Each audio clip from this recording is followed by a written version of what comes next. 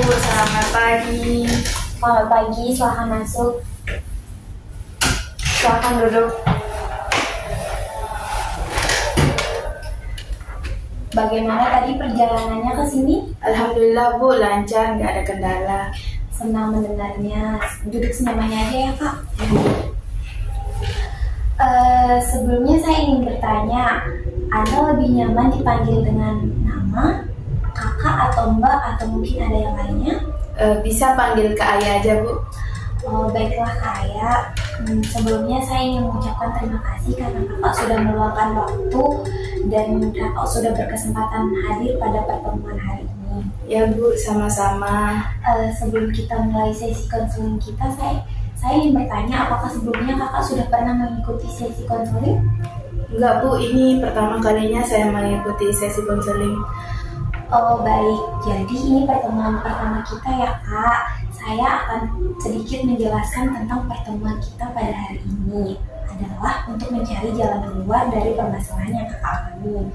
Jadi di sini kakak tidak perlu khawatir untuk menceritakan permasalahan kakak kepada saya, karena saya akan menjaga kerahasiaan kakak. Jadi kakak jangan ragu untuk terbuka untuk menceritakan permasalahan yang sedang kakak alami.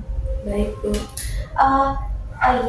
Sebelum kita mulai sesi konselingnya, saya ingin memastikan bahwa pembahasan kita pada pertemuan yang pernah kita diskusikan itu apakah masih sama? Iya Bu, saya masih merasa kesulitan dalam mengatasi hal tersebut. Baik, kalau begitu kita akan fokus pada permasalahan tersebut ya Kak. Kalau begitu, apakah kakak sudah bersedia untuk menceritakan kepada saya? Saya ingin mendengarkan apa yang mengganggu pikiran kakak.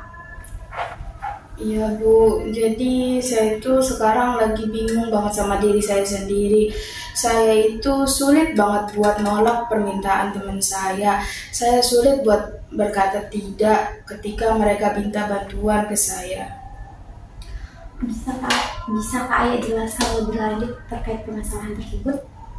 Ya Bu, kayak misalnya nih, kan ada teman saya minta bantuan ke saya buat nebeng ke kampus. Sedangkan jarak dari kos saya ke kosnya dia itu lumayan jauh. Nah, kalau misalkan saya bantuin dia buat nebeng, saya takutnya telat Bu.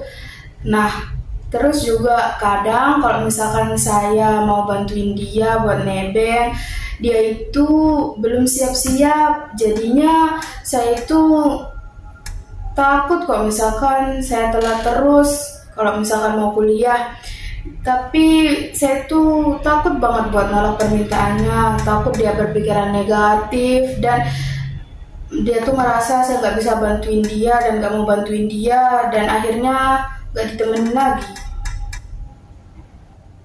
Oh, jadi kakak merasa takut kehilangan teman kalau kakak menolak permintaan mereka ya?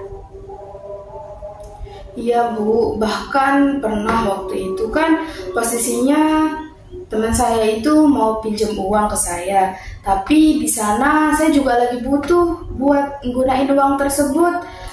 Di sana saya itu akhirnya milih buat bantuin teman saya itu karena saya susah banget buat bilang enggak waktu dia minta bantuan karena saya takut enggak ditemenin lagi. Memang gak mudah ya Kak, tapi di sini Kak Aya itu perlu tahu bahwa untuk menyeimbangkan antara permintaan membantu membantu orang lain dengan menjaga batasan diri sendiri itu sangat penting Kak. Kalau lama-kelamaan kakak terus-terusan seperti ini, kakak bisa kelelahan secara emosional dan itu yang buat kakak menjadi tidak percaya diri lagi. Iya Bu, pokoknya saya sebenarnya udah nggak tahu lagi harus ngapain. Makanya di sini saya datang buat konseling sekaligus minta solusi dari Ibu. Yang dimana itu dikarenakan karena kakak itu takut orang lain itu berpikiran negatif terhadap kakak. Lalu kakak itu dikucilkan ya Kak. Nah baik, berdasarkan dari cerita yang telah Kak Aya sampaikan, saya dapat menyimpulkan bahwa di sini Kak Aya sedang mengalami kesulitan untuk menolak permintaan tolong dari orang lain. Dan bahkan di sini kakak lebih memprioritaskan orang lain dibanding diri kakak sendiri. Yang dimana di sini itu dikarenakan karena kakak itu takut orang itu berpikiran negatif terhadap kakak dan pada akhirnya nanti kakak dikucilkan. Nah, tapi di sini kakak juga kan mau untuk bisa lebih tegas dan mengatakan tidak. Ya Bu, bener banget. Saya tuh mau juga bilang tidak waktu orang mau minta bantuan sama saya tanpa merasa bersalah. Kalau begitu kita akan fokus juga pada latihan asertif ya kak, karena latihan asertif itu akan membantu kakak untuk bisa untuk mengatakan tidak kepada orang lain dan kakak bisa jadi lebih percaya diri. Ya Bu, saya mau coba belajar buat latihan itu biar saya nggak gini-gini terus. Jadi kita akan coba buat melakukan latihan ini secara berulang. Ayo kita coba buat bermain peran yang dimana kakak yang berbicara dan saya yang menjadi teman kakak. Nanti saya mau minta pertolongan. Kakak akan menjawab tidak dengan cara yang sopan dan lebih tegas. Ini kita mulai ya. Ayah, boleh nggak aku minta tolong? Aku mau pinjam uang, aku lagi butuh banget nih. Maaf banget ya, kalau sekarang aku nggak bisa bantuin kamu, soalnya aku juga lagi butuh uang. Mungkin lain kali kalau misalkan aku punya uang lebih, aku bisa pinjemin ke kamu. Maaf ya.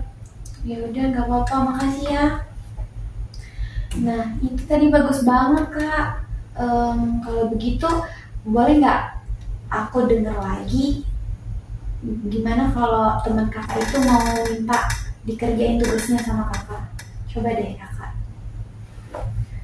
Maaf ya, sekarang aku nggak bisa bantuin kamu buat ngerjain tugas, soalnya aku lagi capek banget. Tapi aku berharap tugas kamu cepat selesai dan kamu lancar ngerjainnya. Wih keren, Kak Aya udah bisa nih buat ngungkapin perasaan Kak Aya sendiri. Tapi ingat ya Kak, ini praktik, jadi harus sering dilakukan.